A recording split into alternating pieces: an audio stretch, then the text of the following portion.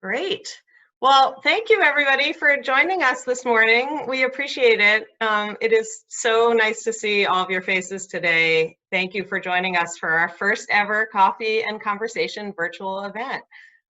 You are among our closest and dearest friends, and it is so important for us to be able to share with you how Neighborhood House is responding to the needs of our students and our families and our staff during this time of crisis. And also to share with you how we're upholding our commitment to our mission.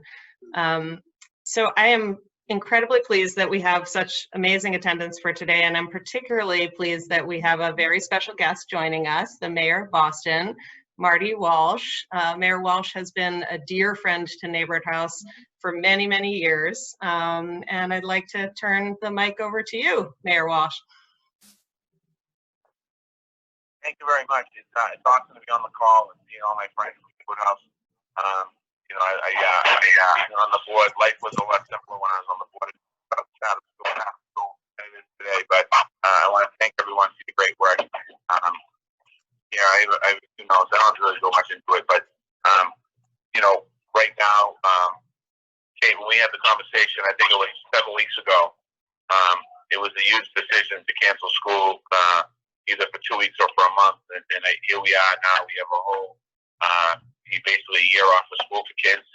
They're gonna, by the time they get back into our building, hopefully in September, it'll be 6 months when they left our buildings, and it's really a challenging time for a lot of us.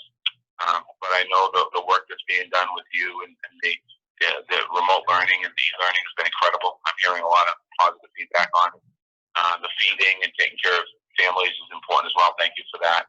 I know that that's a big piece of it as well. And in Boston, we're working on getting numbers of how many kids are going online every day. We were going to adjust our schedules and adjust the kind of curriculum online the best we can. And we've served over 400,000 meals since the coronavirus. That includes families and kids. Our kids' meal site, about 275,000 meals that we've provided to the kids of Boston in our schools. Some of them probably Neighborhood House school kids that might go to the meal pickups. I think we're in this thing for a little bit longer. I think that the governor will probably make an extension on the stay-at-home advisory, I expect by the end of the week. Really, the way we're going to come out of this, and I don't want to preaching to people that know this already, but really making sure that we have the testing ability, testing capacity to be able to trace and see how many people have had the virus, how many people don't. In Boston, we're at 6,011 people who tested positive for the coronavirus. We're at 187 deaths, which clearly is getting numbers growing every day. We're in the midst of a surge. We're not going to see a peak like that people talk about, but we're seeing this kind of consistent leveling. I don't want to call it a plateau, but straight across that we're looking for this to go on for another week or so here in the city. And then on the other side of it, we're still going to have positive cases of coronavirus. It's going to be a matter of how do we do everything we can to limit the ability and try and stop the growth of the coronavirus. It's been an interesting time here in the city, but we'll get through it. We certainly will. We're strong, resilient, and I want to thank everyone on the phone for all of the great work you've done. I know there's a lot of people I can give you shout outs and call outs, but I don't want to do that right now because I'll get in trouble. Except maybe Bob. I see Bob over there. I don't know if Bob is actually in San Francisco or if that's a picture behind him of the bridge, but you look good there, buddy. Thank you. I'll take questions. If you have questions, you can ask me questions. Feel free. Hey, you can facilitate it if you want. People can either unmute themselves or raise their hands to ask a question or put a question in the message. And before we take questions, Mayor Walsh, I just want to thank you so much for everything that you do for the city of Boston, especially for our most vulnerable populations. This is really an unprecedented time, and you're leading the city with courage and grace and compassion. And we're so grateful to your friendship for Neighborhood House and also your wonderful leadership of the city. So I appreciate that so much. Thank you. Okay. Oh, you? Yeah, we're on. I see Cameron and Jane. I went to the second screen. Questions for Mayor Walsh? Hey, this is Pam. Pam, go ahead. Pam Eberhard. I have a question for the mayor So, Mayor, thank you for all you've done. It's incredible work that you've done during this virus, and we appreciate everything you've done and all of the efforts to help the first responders. I have a question about going into the summer, Mayor. I'm just wondering about the kids. Normally, the city has really great programs for camps and all of this, and Camp Harborview, that's a big one of yours, and all of these wonderful things. How do you envision the summer for our kids, and particularly those in minority neighborhoods whose parents are those who are working really hard and maybe doing in the grocery stores, or they're on the T, working that, or buses, or whatever? What do you see for their kids? Unfortunately, I still think it's kind of early to decide what we're going to do with summer camps and things like that. I think first summer sessions in June probably canceled. I don't think we can bring our kids together in situations like that, or go take camps at like the Ron Burton Training Village or other places where kids live there. I think that as we think about moving forward, it really is going to come down to our ability to testing. Our summer jobs is another one. We're seeing, we're not seeing necessarily an uptick in violence, but we're seeing our younger kids getting more involved in violence, and that's becoming a problem. We had a shooting on Saturday of a 16-year-old, and we had a 10-year-old who was shot in adjacent apartments to a party. New York canceled their summer job program. What we're trying to do in Boston is not cancel our summer job program. We're working on putting together a plan. We might be hiring more kids on the city side of it, and looking can we use them to clean our parks and paint fences and do stuff in schools and things like that. More structure for summer jobs. I think we can't just have these kids, the high schools in particular. We can't just have them, running around and not having some structure over the summertime. Because it's too long. So we're working on that now, and hopefully in the next couple weeks we'll have some more information on it. When it comes to camps, so that's a really good question, because we run our own camps through PCYF. We have thousands of kids every year in our camps, and as parents start to go back to work, it's going to be vital to need child care facilities to be shut down for a month. So as parents start to go back to work, they have no options for their kids. So we really have to think through all of this systematically. And what we're doing in City Hall, I'm not really talking about it publicly, but we're literally going through every single aspect of life, and how does it go back, and what's kind of the normal thing we can do, or the new normal we can do. So we're really thinking through all of these different challenges right now as we move forward. So I wish I had a better answer for you. I just don't have one at this particular moment. No, that makes sense. If there's anything I can do to be helpful to you, know how to reach out. So thank you. Thank you for all you're doing every day. No, thank you. Thank you, Pam. We could probably take one more question if we have any other questions. It's Christy. Thank you. How are you? How you doing? Yeah, Kevin, I haven't talked to you in God 20 minutes. 20 minutes. So, hey, I'm sure everybody on this call would like to know how you are doing personally and your family. You're at the forefront of all of this. So maybe just tell us how you're doing. Thanks, Kevin. I'm doing good. I mean, I can't complain. There's nurses and doctors working on the front line that are taking care of coronavirus patients. There are first responders, firefighters, police, EMTs in particular, that are picking people up. We have people delivering our food and food service workers that are out there every day in the front line, making sure that people are being fed. We have people working in our homeless facilities, making sure that our homeless are safe. We're working with group homes, so I can't complain about stuff. I mean, to be honest with you, personally, don't tell Laurie this, but my day, every day is the same for me. I get up and I go to work. I come here at City Hall. I have an 8 o'clock call, a 9:30 call, and I have calls all day. Before you know it, it's 6 o'clock at night and I'm home. So my day is filled with a lot of conversations and busy times. We're fortunate in the city of Boston. Those of you on the call from city residents, you should be very happy and grateful for, and I am, for the people that work for us. We have some amazing people that work for us in the city of Boston that are doing amazing things. And you hear these acts of kindness that are incredible. The thing that's hard for me is that,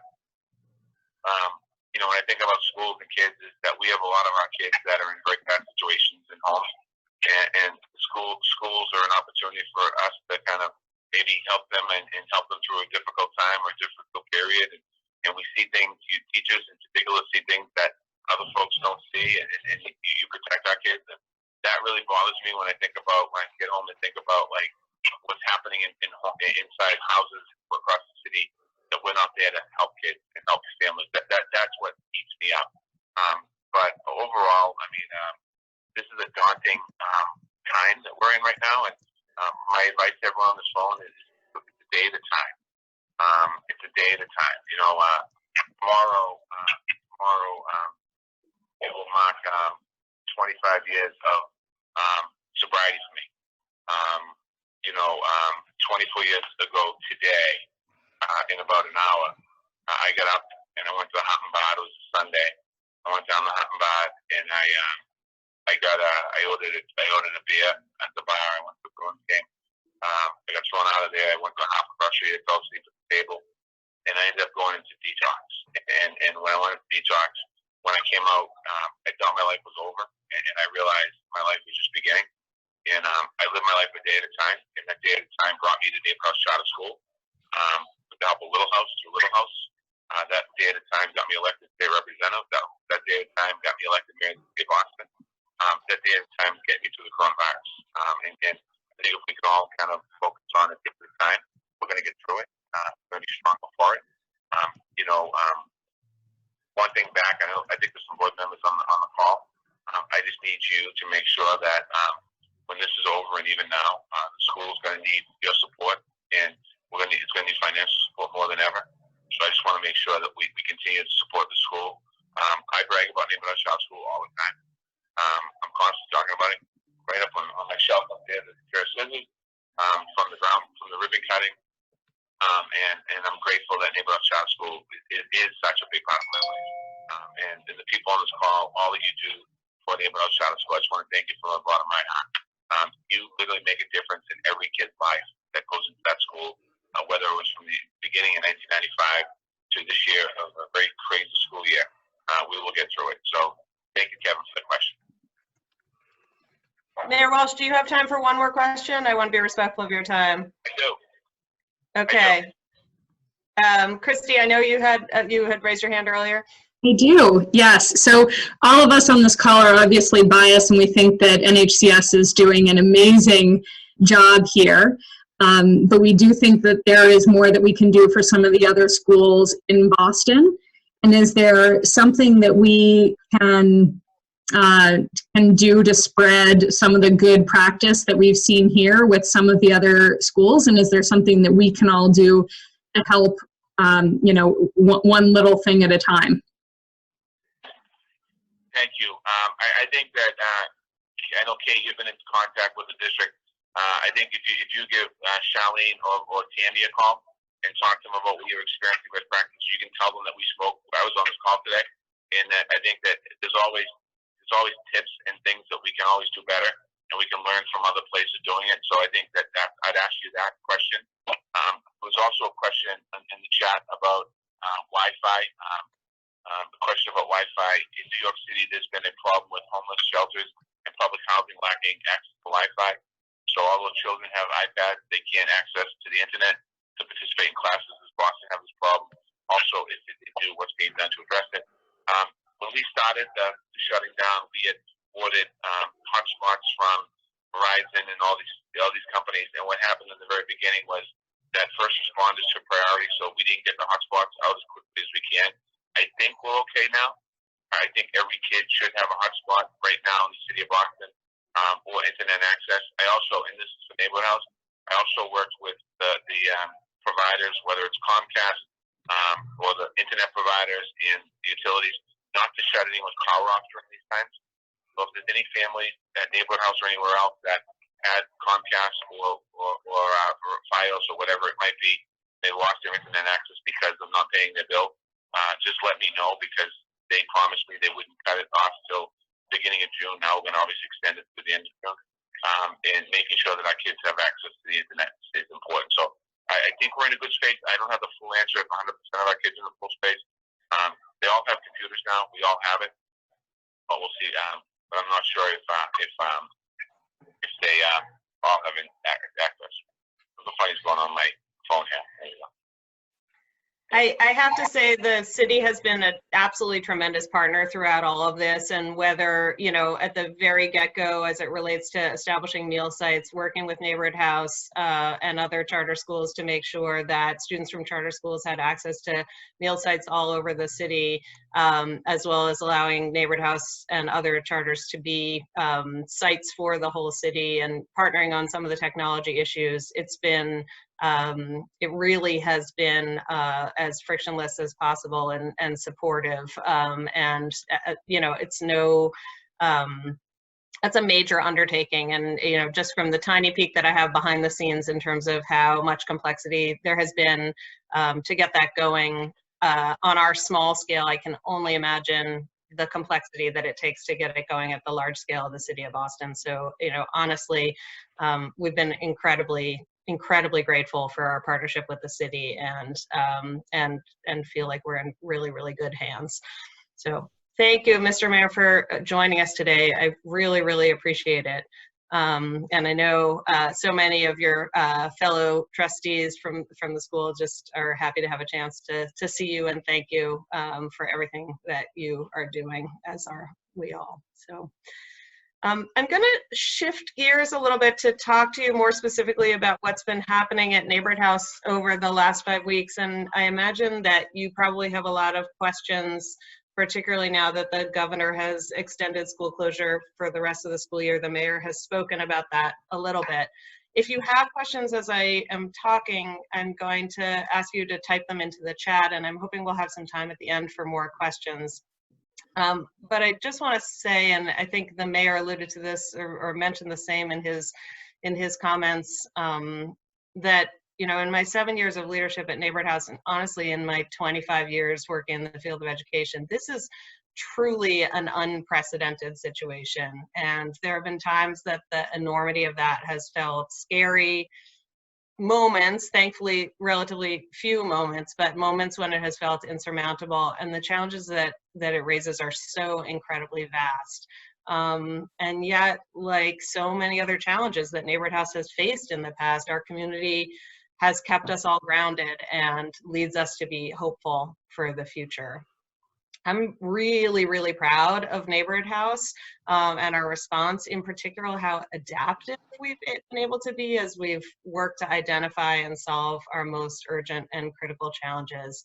The mayor has touched on a lot of those challenges like nutrition, access to technology, transitioning our program from an in-person program to an online program, and supporting our students and families, particularly those who are in crisis. When we first shut down, the biggest concern was how we could ensure that our students would have access to food. And I know I spoke with many of you at that time. It was a shared concern. You likely know that 70% of our students rely on school food even during ordinary times. And for so many of our families, the financial instability and job losses that they're experiencing right now are driving up that need. As I mentioned, this is an area where our partnership with the City of Boston has been really phenomenal. Along with the city and other area nonprofits, NHCS has served as a food site, and we were able to get that up and running within 3 days of announcing the closure of the school. That offering the school as a site, but also partnering with other sites throughout the city of Boston means that families can get meals from whatever site is closest to their home. They don't have to do that at the school. And to date, we've served over 800 shelf-stable meals, not only to NHCS families, but to other families with children under the age of 18 who live in our neighborhood. After the first couple of weeks of meal distribution, in order to minimize risk to our staff and families, we've actually adapted by recently reducing the number of days that we're in operation to only Mondays and Thursdays, which allows families to come to the site on a Monday, pick up enough food to last them until Thursday, or come on a Thursday and pick up enough food to last them until the following Monday. So that's one way that we've pivoted during this time. I was also really excited to learn, I think the announcement came yesterday or the day before from the city, that 4 food sites are now distributing meals to adults as well as children. And one of those sites is within blocks of our Queen Street campus. So as I said, it's just been really wonderful to work with city officials who are also being very adaptive to the needs that are in front of us all. A second issue that we had to solve for, and it relates to Leslie's question for the mayor, was access to technology. Obviously, you can't provide distance learning unless students have access to the technology that they need. And so as the mayor discussed, that involves getting Chromebooks into the hands of students, making sure that Wi-Fi is enabled, making sure that students and families have their service either for free or not cut off. And, you know, as you can imagine, we had a lot of families, we do have a lot of families who don't have computers or Wi-Fi at all, or some families who maybe have one device that they're sharing among 6 people. So far, NHCS has loaned over 250 devices to our families. Primarily, those are Google Chromebooks for students in grades 2 through 11. We've also lent out iPads to some of our youngest students in kindergarten and 1st grade. And we've connected families to low or no cost internet providers and just helped families troubleshoot so many other obstacles to ensure that a digital divide doesn't negatively impact our students. Many of the devices that we lent out were picked up at the school, but not all families were able to make it to the school. So we also had a team of volunteers that delivered devices to nearly 30 students. As you can imagine, there has been a huge impact on just the supply chain for Chromebooks, and all across the country, you know, major increases in orders. But we've also had the opportunity to work with some other great area nonprofits such as Tech Goes Home to make sure that families have what they need. So once we got those 2 initial infrastructure issues worked out of food and access to technology, we kind of had to pivot and figure out how are we going to do this. Many workplaces have been forced to rethink how they do their jobs almost overnight, and I'm sure that's something that you're all experiencing in your own workplaces, or hearing similar stories from friends and families, and schools are definitely not an exception here. But in education, especially when we're working with historically underserved and vulnerable populations, the stakes are incredibly high. And so we've had to think really critically about how to best facilitate this new model of distance learning. It's raised a ton of incredibly difficult questions. For example, how many hours of learning each week should be enabled by video versus through independent work? What are the best platforms to use? What are the security considerations? I'm sure you've heard and read articles about that. How do we provide appropriate special education supports?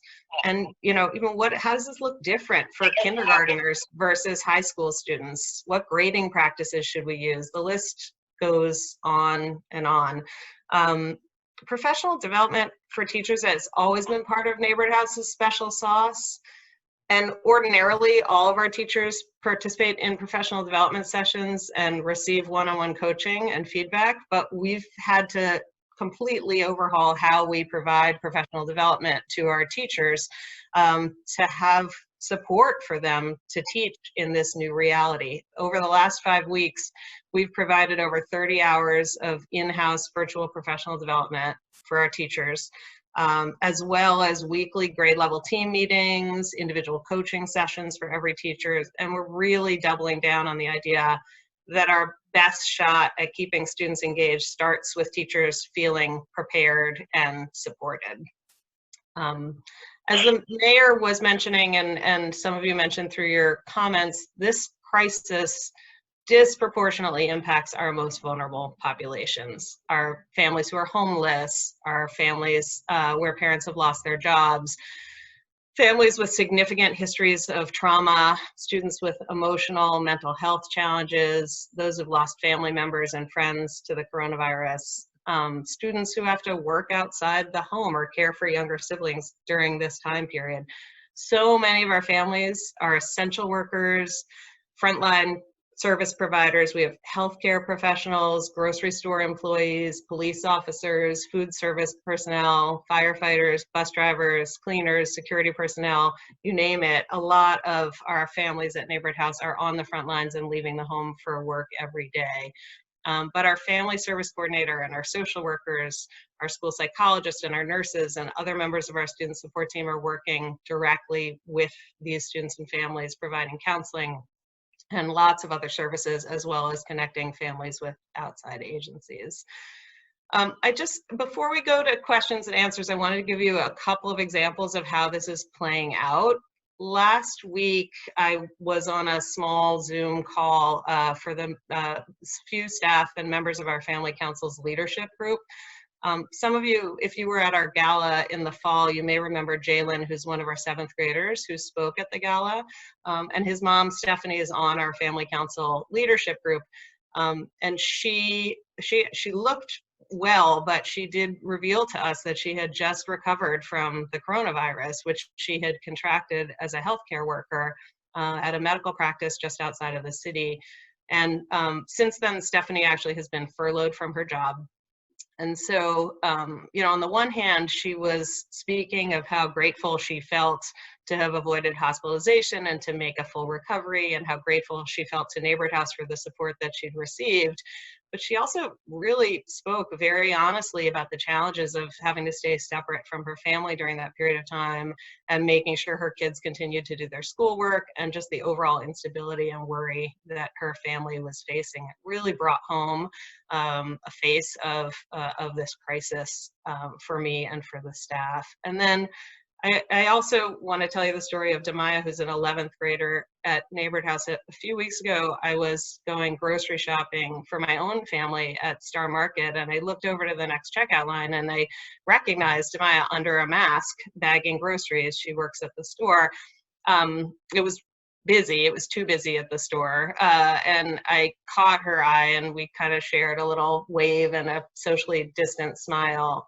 But when I got home, I let members of the high school team know that I had seen her. And I learned that despite the fact that we'd made repeated efforts, teachers were having a really hard time reaching Demaya and engaging her during this period. But this new information about her work responsibilities, coupled with information about her housing situation and an extremely long commute to work, gave her teachers and her counselors new insights into the challenges that Demaya and some of her peers are facing. And that kind of information allows us to be more adaptive to the individual needs of students and families. So, you know, this connection piece, I think, is so critically important and has always been a hallmark of Neighborhood House. We're using connection on an individual basis, but we're also working to try to foster a broader sense of community at this time, especially while we're apart. It's so critical. And so before we shift to questions and answers, we just wanted to share a few images with you. And hopefully these will come up on the screen. So I wanted to start with telling you a little bit about some art projects that our students have been doing. As you know, we have always valued the arts at Neighborhood House. It's a lasting legacy of Kevin Anders, and now is no different. Our art teachers have been tasked with finding projects that students can do with materials that they're likely to have in the house. So we want to show you a few. Some of these are among my favorites. I love the pop art collage using a cereal box over there. And I also particularly enjoyed the sunglasses portraits that our 5th graders did. We have an example of one of those down on the bottom right-hand side. We also, just moving on to the next slide, I wanted to share with you that, you know, one of the things that we do at Neighborhood House all the time during regular school year is have these spirit weeks to foster a strong sense of community, and usually the spirit weeks take place in person. Our high school students had already had their spirit week before the COVID closure took place, but our lower school and middle school students have done theirs from afar. So students sent in photos from home based on the theme of the day, including Build a Fort Day and Silly Sock Day, Boston Day, Throwback Day, Legend Day, and the classic Pajama Day, which feels a little different now. Our students used to absolutely adore Pajama Day before school closed, when they could wear their pajamas to school. Of course, now every day students can wear their pajamas to school, but nevertheless, they still got into that. As I mentioned, we were on a small group family council meeting, but the family council also sponsored their first ever family council lounge, which was a remote meeting where family members and staff could share experiences and connect. And it was really well attended. In fact, I think this slide only captures about a third of those who participated. But it was just an hour in the evening where families could share their stories and tips and strategies and commiserate and connect. And it was great to see so many families that were involved. Moving on, believe it or not, we're even running a virtual after-school program. We had feedback from the parents of our students, particularly our younger students, and we realized that having access to more engaging activities with adults that they know has been a huge help in getting through the day. So while we refunded all our fees associated with after school during this closure, our after school staff has done weekly programming, and we have students joining us for story time and riddles and trivia and staying healthy tips, learning games, etc. And so these are just a few photos of our after school staff engaging with students. And then finally, so many of you have toured Neighborhood House in the past and have had a chance to dance in Miss Cooper's K1 classroom. It's always been a highlight of tours. Miss Cooper doesn't teach K1 anymore. She's been our family service coordinator for the past 2 years, but she still loves a good dance party. So she, last Friday evening, co-hosted along with fourth grader Enzi a family dance party for students throughout the whole school and families. It was a lot of fun and an event that we hope to, well, we look forward to when we can have dance parties in person again, but in the meantime, these are wonderful ways of making connection. So in addition to these, our staff have connected with each other. They've organized virtual happy hours, virtual knitting circles, virtual jogging groups.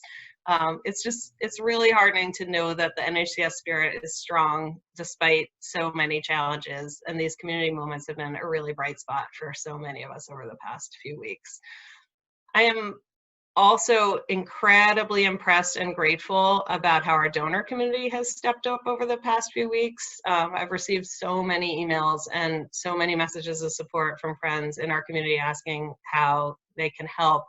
You likely know we launched a COVID response fundraising campaign to help address immediate and long-term needs and to provide a cushion for us as we near the end of this fiscal year and move on to the next school year with so many unknowns about how the school closure and the economic downturn are going to impact NHCS next year and beyond. And to date, we've raised over $18,000 towards our $50,000 goal, which we hope to raise by the end of this fiscal year in June. So I'm very grateful to all of those of you who have contributed to this effort. Thank you very much. So I think I'm going to pause for a moment and just say thank you for being on this call with us today. We're going to move on to questions. And I understand that some of you may have to jump off, so we won't be offended if you do. But if you have time to stay on the call with us, we would love to chat some more. So we will stay on probably for another 10 minutes or so, and 10 to 15 minutes or so. Nicole, I'm going to turn things over to you for some questions. Sure. If anyone has a question, you can just wave your hand or raise your hand in the chat, or put your question in the chat. We did field a couple of questions in advance, so we can pause to see if anyone has a live question before we go to our canned questions, I guess.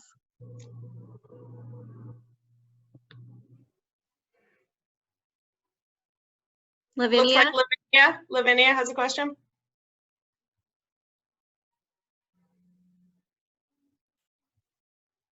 So you may have already said this, but this 18,000 you raised and 50,000 more to raise. Did you explain what you need it for? Is it for feeding the families? Is it for extra work people are doing, or what's it for? Thank you, Lavinia. It's a great question. So it's for a range of things, for the most immediate needs for the school right now, as well as our needs moving forward. We have tremendous needs in terms of this technology infrastructure, which I mentioned to you. We have individual families with whom we are trying to support and meet their needs in times of crisis. We are working to figure out how to intervene and what types of interventions our students will need when they return to school. As the mayor was speaking earlier, it's a little unclear to us right now whether or not we'll be able to run in-person summer programs. And so we're considering both in-person and virtual programs over the summer. And the professional development piece of it has been tremendous as well. So, you know, a component of this is to meet the immediate needs that our families are experiencing and that the school is experiencing, and then also the financial future for the whole city, the country, and the school in particular is very uncertain. Okay, thank you very much. Janice, did you have a question? Yes, I did. So when we talked about this at the last board meeting, and we touched on some of what Kate mentioned earlier about the challenges with some students with connection because of maybe some matters that may be going on at home, how are we determining? Sorry, Janice, I think it's a little bit hard to hear. Do you want to type your question into the?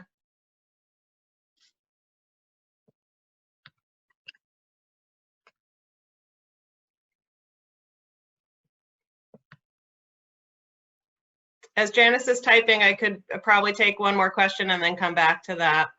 Great. Leslie had a question. She typed it into the chat. I'll read it to you all. So she says, Kate, can you speak a little about what academic subjects seem the most challenging to impart virtually, and conversely, which subjects lend themselves to this format and channel? For those that are challenging, how are teachers adapting or pivoting to help address this? It's a great question, Leslie. And, you know, I think part of it gets to what academic subjects. I think a component part of also has to do with what the ages of students. So for the most part, our middle school and our high school students have, you know, a greater degree of independence and are able to access materials with the support of their teachers. Whereas one of the biggest challenges that we're facing, and I know this is true across the nation, is for younger elementary school students based on attention spans and the degree to which families really need to be able to be present to help them access the content. So that is a challenge that we are, you know, continuing to work on and to address, and I don't have easy answers to it. The initial period of time was very focused on making sure that we were shoring up content that had been previously taught, and we closed out our third quarter with that. And as we come back from our April vacation next week, we'll be moving into our fourth quarter and increasingly teaching new content. I think that there are some content areas, for example, if you think about reading, it's really much easier for students to read on their own and then facilitate a class conversation over Zoom. It's much harder you know, to do a hands-on science experiment, for example. And so there are certainly different challenges. I think we're grateful for the fact that a lot of the technologically enhanced opportunities are things that we had been using. We've been using a lot of Google Docs, for example, previously, and so teachers and students knew how to use them, and that allows us to do things like helping editing and writing remotely. But it's complex, and we know that despite our best efforts, there will be learning loss when we come back. We're doing a lot of small group support, and our special educators and our student support team are just doing a wonderful job of meeting with students in small groups and making sure that to the extent possible we are providing for their individualized education plans during this period of time. You know, and the small groups are not limited just to students on IEPs. So, Janice, I got it here. Okay. I have Janice's question. Although doing a tremendous job with the challenges the school is facing with remote learning and connection with students due to home/economic matters, how is the school determining student readiness for the next grade? It's a good question. It's a great question, Janice. And you know, one of the things that that the Commissioner of Education spoke really eloquently about is that students should not be penalized in terms of readiness for the next grade by issues that are not within their control. So we are doing everything within our power to make sure that our students are ready for the next grade. There are some assessments that we will be, you know, able to give in when we do return in person that will give us more information about lagging skills and how we need to remediate. We're also going to be making some shifts to the curriculum in the first period of the year for when we do come back, so that some of the information that would have been previously mastered during the spring semester can be revisited and reinforced. We definitely want to make sure that students aren't retained as a result of this crisis. And so we're doing everything within our power to make sure that students are ready to move on. All right, I think we have time for maybe one more questions, and I see a hand raised from Henrietta. Let's see if we can hear you, Henrietta.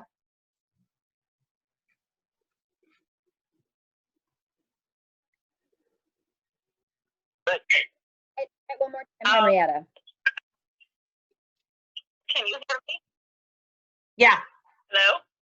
We can hear you. Oh, Yes. Okay. My question is, I don't know whether the Neighborhood House is receiving any support through the stimulus fund, particularly the payroll protection plan. It's a great question. So we are not eligible for the payroll protection plan, but we are, we just heard yesterday that there are 2 other stimulus plans that are going to be applicable to K-12 schools in Massachusetts. And so we anticipate having some access to some funding as it relates to COVID closure from the federal government, but we're not yet clear on the timing of that or the volume of that. All right, did we want to do one more? I do have one more question from Kevin, who is saying, NHCS has the most homeless students among the charters in Boston. How are you working with those students and families? I think this is also a really important question. It is a really important question. So Tanisha Cooper is also our homeless liaison, and you know, honestly, a tremendous amount of it has been just individualized support, because the needs of our homeless students vary tremendously. On the one hand, you know, some of the challenges are different for homeless students in this time of virtual learning. Some of our students had really tremendous commutes to be able to stay connected to school when they were living in other circumstances outside the city of Boston. And so in those circumstances, through virtual platforms, they're in the same situation as all of our other students. But as you can imagine, depending on their living situations, access to Wi-Fi, access to technology, and other complexities can be more intense. And so we're really just working on that on an individual basis with students and families, and with the housing agencies and organizations that are also serving to support them.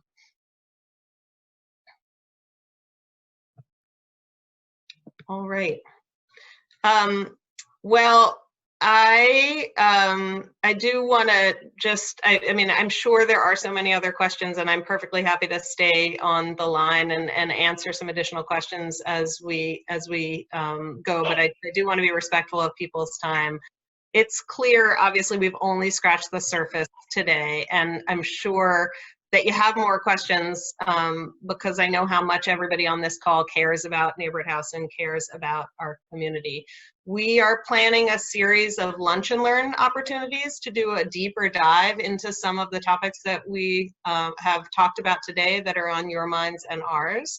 And so in particular, we have already scheduled on May 7th at noon an in-depth look at our distance learning model, where we'll be talking more about the elements of that and how we are ensuring that we're engaging our students and keeping them on track academically.